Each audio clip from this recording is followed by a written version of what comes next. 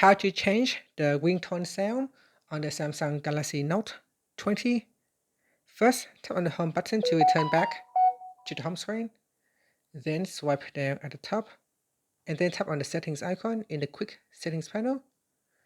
In here, we scroll down and tap on sounds and vibrations. Then tap on ringtone. Now by default, it is set to over the horizon. You can scroll down the list here and select a different ringtone sound.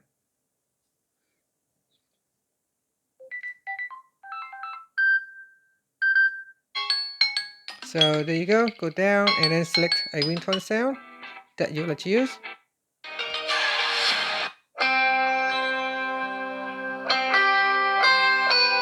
You can also adjust the ringtone volume while you're in here. And finally, tap on the home button to return back to the home screen.